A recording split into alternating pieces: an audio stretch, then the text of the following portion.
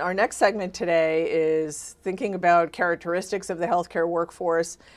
These data don't have to be very exciting, but you do have to understand a couple of ways we use to count people if we're going to talk about supply and demand in this workforce.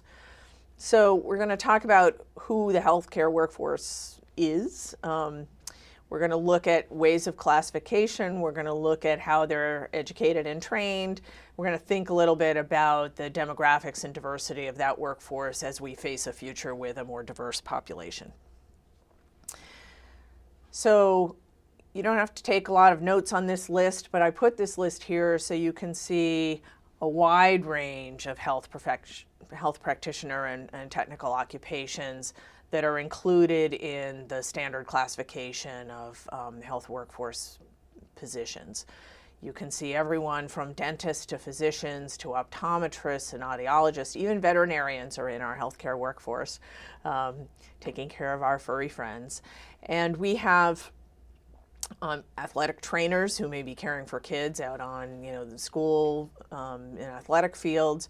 So really anyone with training in health and medical related occupations. Now, interestingly enough, though, the health workforce isn't necessarily, these folks may work in the health industry or these folks may work in other settings or industries. And so when we classify people in the health workforce, we also think about where people are working. So you may have nurses who work out in business, and you may have business people who work in health industry settings. And in the hospital where I work, for example, we have many attorneys, we have maintenance workers, we have people who aren't trained health professionals, but they work in the health industry. So the slide you're seeing now is really looking at employment in the health industry as a percent of sort of all industry employment. And again, you'll see that we have a large share of our economy which is driven by the health industry, and a large share of the workforce that is employed in delivering health services to our population. So how do we get these folks?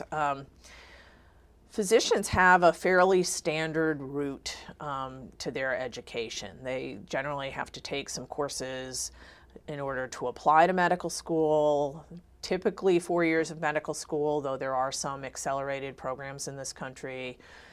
They typically do at least 3 years of a residency in a specialty. There's been actually a little transition in this over the last few decades. Originally, you could do sort of one internship year, be a doctor, and go out and practice. Now most people are trained within a family or general internal medicine practice residency, even if they're going to be a primary care or general physician. Beyond that, huge variability in years to specialize and do additional training, fellowships. So there are some specialties where you might find people in training for as many as 10, 12 years. As I told you before, people are licensed at the sort of MD level by the state, but specialty boards play an important role in certifying people for this more specialized practice. And you'll find now that even in the general public, you have a broad awareness of looking for a board-certified specialist or a board-certified physician when you're seeking medical care. And I think that's kind of, those terms have made their way into the general public and have become really important in, again, credentialing and licensing physicians. States license people, as we've talked about. A point I want to linger on for a moment is how some of that training is financed. In our country right now, we spend about $3 billion making payments to hospitals to support the training of resident physicians. Recent data show that 20% of that money is in the state of New York, and a large share of that money is really concentrated in the Northeast and a couple of other segments of the country. In 29 states, 1% of that money is their share of the training dollars. So we've talked earlier about the states, the political pressures to get those residency training dollars are huge. And when we look at the shortages, the areas where there are shortages of physician labor in this country, and to some degree nursing labor, one of the things you're going to see is that a lot of the states which don't have a lot of training dollars are states where there are shortages of health professionals. So the distribution of the money is a hotbed political issue right now.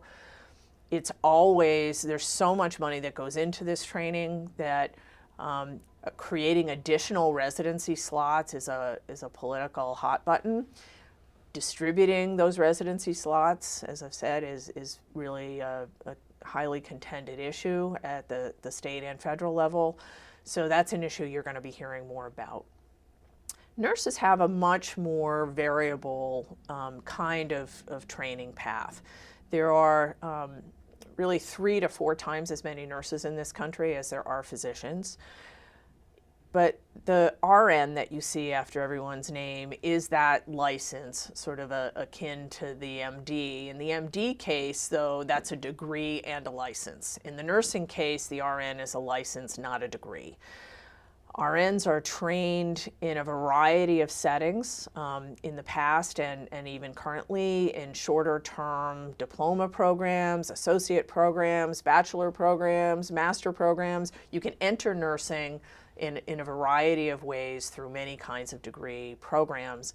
Nursing has tried very hard over the last decade to try to standardize now to a minimal bachelor's degree. But in a time where we have periodic nursing shortages and where diversity is where we're trying to encourage diversity in the professions, those shorter term entrants to associate degree programs are still very popular, and that's a political issue within that profession. Increasingly, we're training what are called broadly advanced practice nurses. You're going to hear more about those folks today. But again, this is creating more variation in what a nurse is. And so we have a wide range in nursing, just as we have in medicine. But the training is less standardized, I would say, still, than people might like it to be. They too have board certification in specialties, and they too are licensed by states in these roles. So let's think about demographics.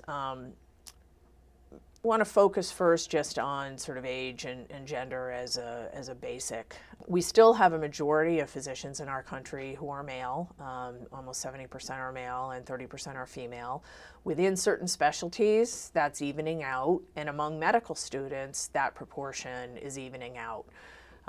The average age of a physician is increasing, as is the average age of nurses. And so we have a pretty sizable chunk of physicians who are over 55 in this country, and the average age has been climbing sort of from 46 to 47 to 48. So the transition to getting a more equal gender mix is going to take a little bit more time.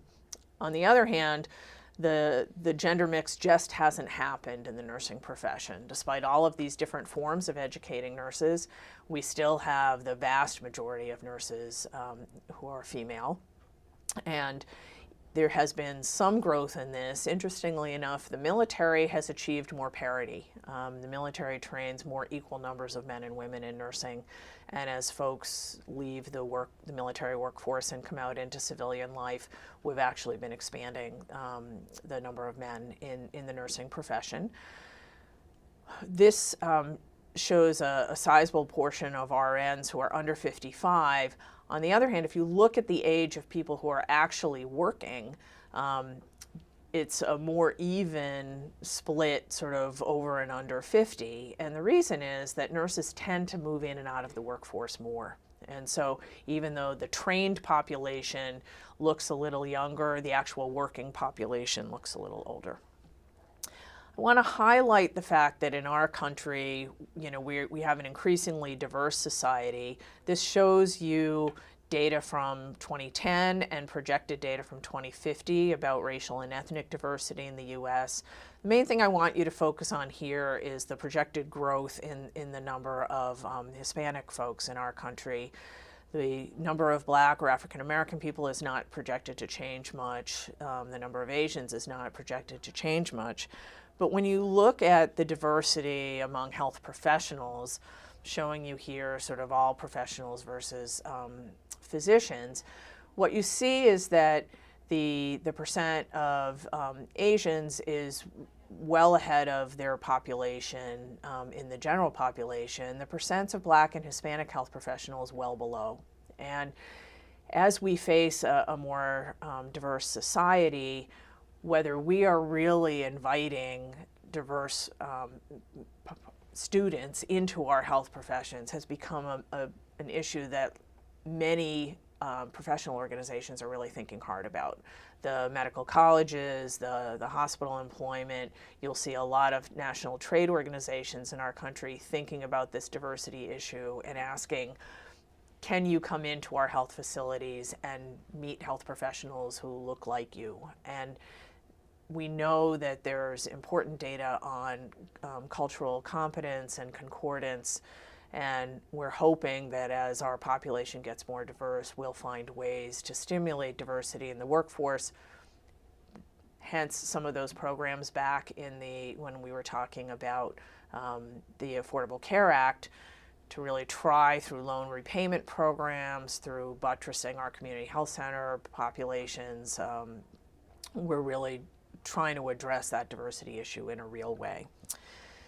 So there's your whirlwind tour of workforce characteristics, and hope that you've learned a little something about these very varied health professions in our country.